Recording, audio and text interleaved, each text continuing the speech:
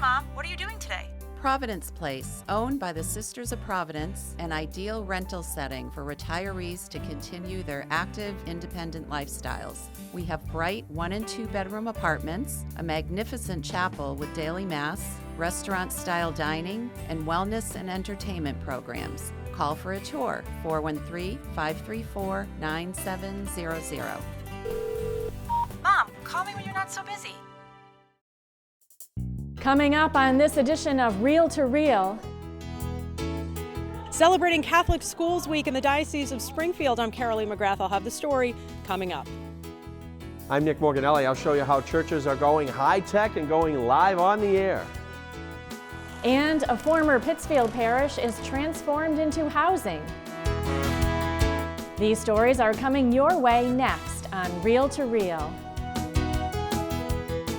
Hello and welcome to Reel on this first weekend of February. Today concludes Catholic Schools Week 2021, and by all accounts it's been a different celebration this year for students, parents, teachers, and staff. Aside from its theme of faith, excellence, and service, this year Catholic schools in the Diocese of Springfield have stood out by offering in-person instruction since last fall despite the pandemic. Carolee McGrath visited a few schools this past week to see what the students have been up to. Blessed be the Lord. Bishop William Byrne celebrated Mass for Catholic Schools Week at St. Michael's Academy in Springfield. While some of the 8th graders joined him in the chapel, the rest of the school watched in their classrooms as the Mass was live streamed. And so it's so great to be in a school full of kids. So I thank you for inviting me on this Catholic Schools Week. Bishop Byrne's former parish in Maryland, Our Lady of Mercy, also had a Catholic school, and Bishop Byrne attended Catholic schools growing up. We just had Mass with the kids, and I told them that you're made of a mind and a body, but also a soul. And if you don't exercise your soul, you can have a brilliant mind and have a stunning body, but if you don't have a soul that's healthy, then you'll never be complete. And that's what we do. We form the whole child, from pre-K up to and beyond, to give them great minds, the top-notch education, the capacity to run around and exercise with their friends, and also we don't have to pray, we get to pray in Catholic schools. And that's the power and the beauty of a Catholic education.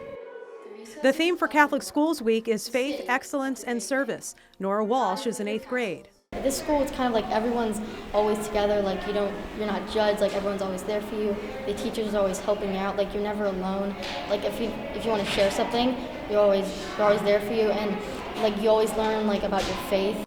After Mass, Bishop Byrne had a chance to tour the school with Zelly, of course, and meet the 2nd graders. So I'm going to pray for you as you get ready to receive First Holy Communion. When is that going to be? May. Awesome. Go St. Michael's. We'll see you. Yay! Mrs. Rowland teaches 1st grade at St. Michael's Academy in Springfield. Faith is obviously a foundation of what we stand for here. The kids they take it in. They just love, religion and that sense of community and, morals and values and how to be nice to somebody and kind. I teach 1st grade, so kindness and, the love of God is kind of like my push. So, and they just eat it up.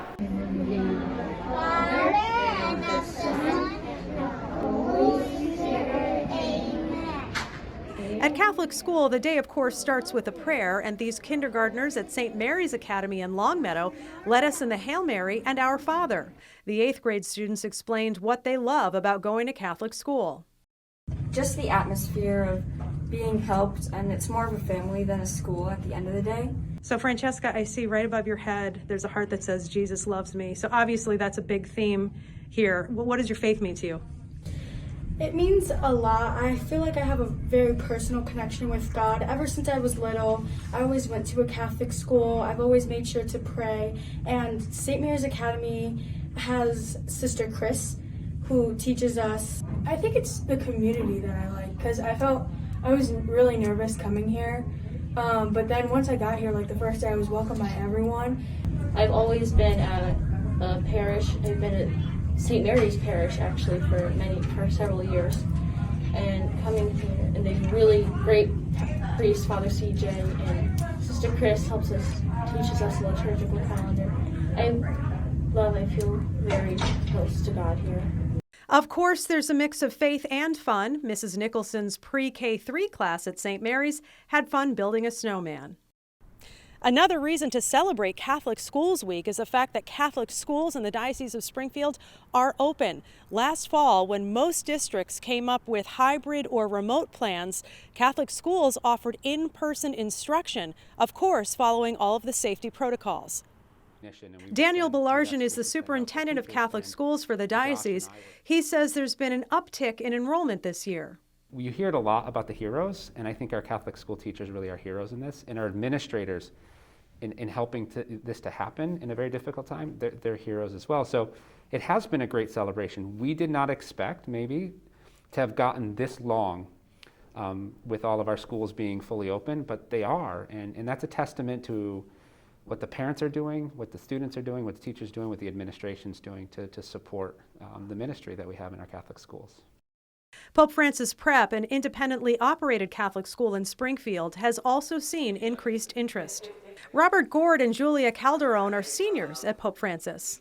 I feel really lucky to be back in school this year just because I know a lot of kids at other schools haven't had the opportunity to actually be in a classroom. They're sort of living their senior year from their bedrooms, and so it's really nice to be with our friends, even if we do have to be socially distant. What I like most about this school is just the environment and how close everyone is. And I always feel like I can just talk to anyone when I come in, and I never feel stuck, you know? I can always turn to a teacher, I can always turn to a friend.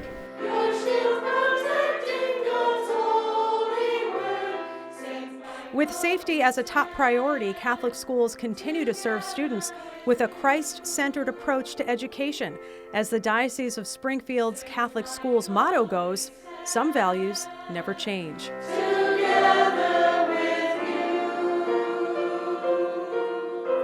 Reporting for Reel to Reel, I'm Carolee McGrath. Bishop Byrne also spoke at St. Mary's High School in Westfield this past Friday. To listen to his talk and learn more about Catholic schools in the Diocese of Springfield, head over to diospringfield.org. And still to come on Reel to Reel, an East Hampton parish is bringing its liturgy to parishioners on YouTube. And a former Pittsfield church has been transformed into 29 new residences. These stories are still ahead on this edition of Reel to Reel. The Chalice of Salvation, your weekly spiritual connection. I'm Pastor's Brother Terrence Scallon, your Chalice host, inviting you to take time out of a busy day and join us Sunday morning.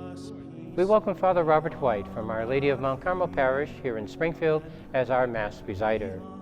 The Chalice of Salvation, your spiritual connection, Sunday mornings at 10 on 22 News, WWLP, and coming up next on Fox 23, WXXA. Hi, Mom. What are you doing today? Providence Place, owned by the Sisters of Providence, an ideal rental setting for retirees to continue their active, independent lifestyles. We have bright 1- and 2-bedroom apartments, a magnificent chapel with daily mass, restaurant-style dining, and wellness and entertainment programs. Call for a tour, 413-534-9700. Mom, call me when you're not so busy. You are watching Reel to Reel, your window on the world around you. Here again is your Reel to Reel host, Sharon Rulier. For decades now, televised masses like the Chalice of Salvation have been airing weekly for the homebound and infirm. And more recently, during the pandemic, these masses have provided a spiritual lifeline for the faithful, with many parishes live streaming their Sunday liturgies. An East Hampton parish, Our Lady of the Valley, has gotten on board with their own production equipment and crew to provide liturgies for their parishioners. Nick Morganelli takes us behind the scenes. Lights, cameras, live stream.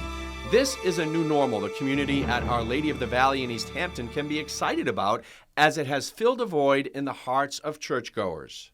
I retired just a little over 2 years ago, and so I was able to start attending daily Mass, and was really sort of heartbroken when we were not allowed to come to Mass anymore. A lot of people are telling me that actually watching the live stream, knowing that the Mass is happening in their church right this moment and they're watching it in their home, it gives a much better connection to what's going on here. Jay Ulrich, a video specialist, has been instrumental in seeing the parish's production studio to fruition and was there from its infancy 8 years ago when they first broadcasted Masses on community access television. I used to sit down in the front pew and make the camera go back and forth as Father walked across the altar, zoomed in and zoomed out manually. Eventually, I got bored of just having 1 or 2 views, just got bigger and bigger, and the cameras and the equipment started growing. And then COVID hit. And all of a sudden, people were scared to come to church. And the deacon who was now Father Valentine Noora, was our deacon at the time, came up with the idea with his phone that we should live stream it on Facebook. You would have laughed at our initial setup in the sacristy. We kind of more or less taped his phone around the top of this and that, and it was quite a lot of fun. But it was cramped. Well, often when faced with challenges, we improvise. And in the case of technology, we've gone from this to something even bigger and better. And people started saying we'd love it if we could live stream the daily Masses and we could live stream the Masses, and the money started coming in. And then at one point, I heard that we had over $10,000 that come in. And I'm thinking to myself, okay, we got to get serious about this live streaming stuff because people they're voting with their dollars, and my facilities guys started stringing the coax cables. We got a very nice switcher, and things started to grow. People started to fall in love with the live streaming concept. They would go to Mass and then they'd go home and watch it as well. I'd get stories from people who had fallen away from the church, who saw our live stream, and now they're starting to talk about coming back to the church again. In 2016, I believe we repainted the church and we redid the lighting. And so it's all LED. We know it's all around 3,500K, lighting. We know what the lighting is. Audio is an issue. The church is fairly large and there's a bit of a delay between the front of the church and the back of the church. We also have 2 microphones which are on the ends of our flags that are pointing off the back of the choir loft. So we have them set up as a separate audio system here in the back of the church. Because of the wonderful acoustics and the beauty of this church, we have lots of concerts. Hallelujah, hallelujah, hallelujah, hallelujah, hallelujah. With better technology, there are now over 200 camera views available. One of the cameras we have is the PTZ, a pan, tilt, and zoom camera that's on our pillar. If I decided to keep it on this shot and then decided, let's say, to go to the choir loft, watch what happens. So what we do instead is we go between fixed scenes and changes in the PTZ camera. That gives us a lot of different vantage points to show our video. We also want it to be very turnkey so that parishioners can volunteer, so don't have to learn all about video communication. Greg DeLozier, a parishioner for 20 years, has lectured and been a Eucharistic minister, and now perhaps adds broadcast ministry to his involvement. So we learned how to start things running, to turn things on, and even, through the few weeks, they've made improvements that have made it much more automatic and easy to do. So we're able to, for example, receive communion because we can leave it will do what it's supposed to do while we go down. Jay was talking about how there was the one view for daily Masses. In all transparency, I and a couple others have sometimes used other views, and so we moved the camera around, so Jay's shocked. And so I did learn enough to be dangerous. And I'm not a very technical person, but I did volunteer, and Greg is right. I mean, it's simpler than I thought. Some of our older people who are unable to get to Mass at all, and this goes on afterwards. This will be a wonderful thing for them. I've been doing the daily Mass thing about 3 times a week, I guess. They have made it basically work by itself. Jay has encouragement and advice if you are pursuing this in your parish. For anyone out there who's building a program at their church, be gentle with your pastor. He may not be an engineer, but he may very much want to do this. We've almost raised $20,000. People have really taken this as part of their their faith life. They feel like they're part of this project because they are. Something we didn't anticipate, but now we're starting to realize the capabilities that we have. We had recently a funeral, and one of the siblings of the deceased is in England. So we live streamed the funeral, and this person in England was able to watch the funeral of their sibling. So once the concerts start up again, we've already done a lot of video work for the concerts, and that'll be a great thing the system will work for. I'm sure we're going to discover things as we go along that we're not even imagining right now. For Reel to Reel, in anticipation of gathering for a concert again, I'm Nick Morganelli.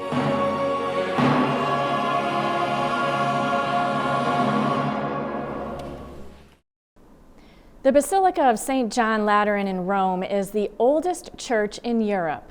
The basilica has played an important role throughout history and is where all popes were enthroned until 1870. Inside, a very important monument to the sacrament of baptism is getting a renovation. We learn more now from Catholic News Service.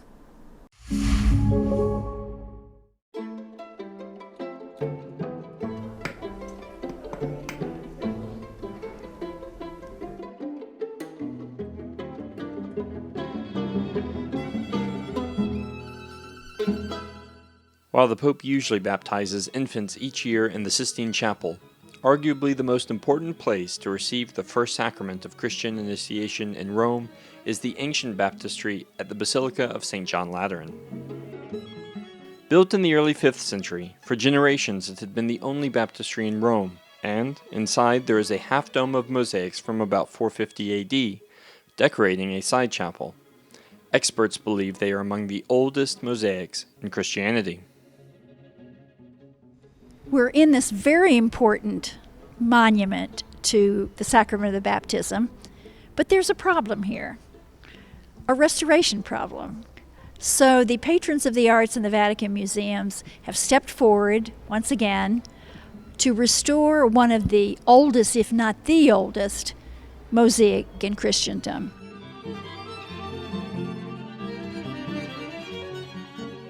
Water, time, grime, and even past restorers have been a menace to the original work, which Roberto Cassio and his small team of restorers are working to heal. The mosaics, which depict a brilliant blue background covered in leaf spirals, are pockmarked with gaps where the original tiles have been lost. These gaps had been filled in using paint during the last restoration in the 1940s, but Cassio said they are working with a 130-year-old mosaic tile shop in Venice to reproduce the missing glass tiles.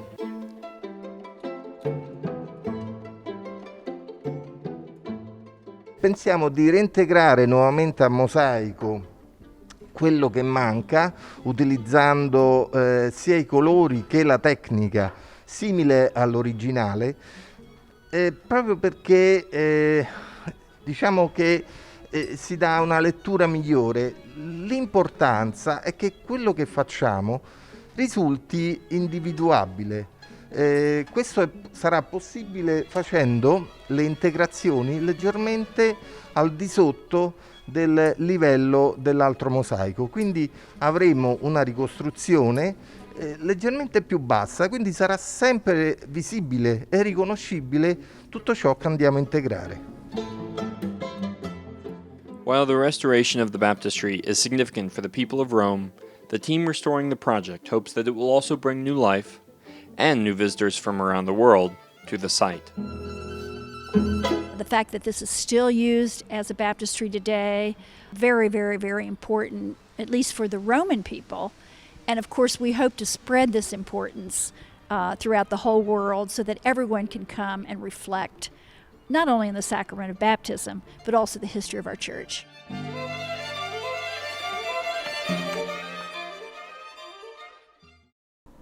After the diocesan pastoral planning process went into effect in 2008, Pittsfield was hit hard. 6 of its 10 churches closed, including St. Mary Morning Star. Although it's taken a decade, the former church complex has finally been renovated into new residences. Steve Kiltonick spoke with the property's developer, who's kept much of the original architectural work intact. After the former St. Mary Morning Star Parish in Pittsfield closed in 2008, the church, rectory, and convent remained unoccupied for nearly 12 years. The school closed 40 years ago. After the diocese rejected a potential buyout by Dunkin' Donuts, which wanted to raise the complex, CT Management Group stepped in. In 2018, they purchased a 2.6-acre property for $85,000. David Carver is one of the partners in the group. Over the past 10 years, his firm has redeveloped a number of diocesan properties in the Berkshires and converted them into affordable market-rate housing. Across town, he redesigned the former Holy Family Church and renovated it into upscale apartments called Powerhouse Lofts. With Morning Star, he proposed to do the same, only on a larger scale. This is what the church sanctuary looked like shortly after it was purchased. When we first saw the property, we envisioned this as a residential complex. We ended up with designing 29 units here in 4 separate buildings. And we appreciated the architecture right away. They're high quality buildings and lend themselves very well to housing, except for the church, and they are always a challenge, but we were able to figure out a way to design and build 11 units inside the magnificent church. The parish history goes back over 100 years on this site. The church was built in 1942 and the rectory and convent in 1954. The school, which served as the original church, dates back to 1912. Carver decided to renovate the buildings in several phases. The church presented the biggest challenge and took close to 2 years to complete before opening last spring during the pandemic. The rectory and convent were completed during the summer. The school was just recently finished, and tenants have already begun to move in. With all his diocesan projects, Carver attempts to preserve the integrity of the building and the various elements that make it Catholic. Well, that's what intrigues me about renovating these churches, the high quality architecture and design. You don't see that often anymore, so when you come across it in an old building, one that's at risk to being torn down, I'd like to do everything I possibly can to save those details and incorporate them in the design. Renovating these buildings, especially this church, is a great way to honor and recognize the architects and the builders. They did an absolutely spectacular job. It is also a great way to honor and recognize the Catholic Church and the contributions that it has made to the Morningside neighborhood for almost 100 years. All the building exteriors were left untouched, and Carver preserved many of the interior elements of the church, which he said was a tremendous challenge. The first and most important piece of the architecture inside the church was the altar area where we're standing. It's got the big dome and the intricate carvings on the walls. This is now basically the main entrance to the building, and I think you can see that a lot of elements are preserved. We added one new stairway in the middle, but did it in such a way to respect the architecture on the perimeter. Preserved was the altar area, arches, and many small details, including intricate drawings and the ceiling, which features a painting of St. Mary the Morning Star. The wood carving above the altar was taken from the center wall of the choir loft, while the candle sconce once lit the convent chapel. Remnants of the choir loft remain. Although the organ and many of its 600 pipes are gone, a small section of pipes was left behind one of the walls. We're now standing in what we're calling the West Chapel, which is a beautiful, beautiful small chapel off the main chapel that was used for small events by the church. Our design is going to use this for a common area for all the tenants in the building as an extended living area of their apartments, and they can use it for small gatherings or just relaxing. Inside the room is the original baptismal font area, where a small table and chairs have been placed. All the original red oak walls remain. Today, wood like this, Carver said, will be difficult to find and cost a fortune. The main entrance of the church remains as it was, overlooking Tyler Street. We were able to keep the main doors from the inside to the outside. We were able to keep the doors that enter into the chapel area, provided, of course, that we build new firewall just inside. This is one of the 4 one-bedroom apartments on the 3rd floor, which is elevated 30 feet above the chapel floor. Up in the ceiling are the trusses that were completely exposed in the chapel. For energy purposes, we needed to insulate just above them, but we were able to expose those beautiful beams, which are actually steel, covered in red oak and then hand painted. The original plaster carvings are intact. A local artist was hired to repaint the hand-painted decorations below them. Each apartment comes fully equipped with all the major appliances, including a stackable washer and dryer that incorporates European ventless technology. Cable and internet service are included, along with parking for two. The modern security system employs a camera to see who's at the front door. This first-floor, two-bedroom apartment showcases the craftsmanship of the people who built the church. We are now in the sacristy area, which is an area right off the chapel, off the altar area, where the priests would prepare for Mass. It's a beautiful room, and we are very fortunate that some of the stained glass was preserved, and we took advantage of that and incorporated it into the design. The apartment features the beautiful oak cabinetry that once held all the priest specimens. They were restored to its original splendor and are prominently featured in the kitchen. Carver's photos he took during trips to Italy are hung in the hallways and entranceway. Both the convent and rectory feature 4 two-bedroom apartments, again with all the amenities. Carver said tenants come from all walks of life, retirees, teachers, and millennials, some of whom work for General Dynamics or the Berkshire Medical Center. And he hasn't had any problem finding tenants, despite the pandemic and an economic downturn. All apartments in the church, convent, and rectory are fully occupied. Each 1- and 2-bedroom apartment rents from $1,200 to $1,500 a month. The former school is the latest building to open. Pews from the church provide seating in the entrance. Some of the original classroom window frames hang on the wall, along with Carver's textured photos. Inside are 10 spacious 1- to 3-bedroom units, which includes all appliances, large windows, and high ceilings. Probably the most challenging from an engineering point of view was the school, because it had been empty for so long and the roof had collapsed. The only thing left of the building is really the outside walls, and it probably would have cost the same amount of money to build a brand new building, but it would not have had the charm and the look of a historic building done in 1912. The old street entrance had to be removed, and a new entrance was carved into the foundation. On the ground level was storage for bikes and kayaks, along with a yet-to-be-constructed shared fitness room, all of which will be available to tenants. Carver said 2 mayors, the City Council, the Commonwealth of Massachusetts, the Tyler Street Business Group, and the Friends of St. Mary's supported the project from the beginning. Today, Tyler Street is undergoing a renaissance, and Morning Star is a key component. Monsignor Michael Shoshanovich, pastor of St. Joseph's, said he is very pleased with the Morning Star transformation. Really impressed by the sensitivity that David had for the use of the buildings as sacred space. You know, he kept a lot of the artwork that was in Morning Star, you know, in all the apartments. And when you come in, the place looks almost like a European monastery.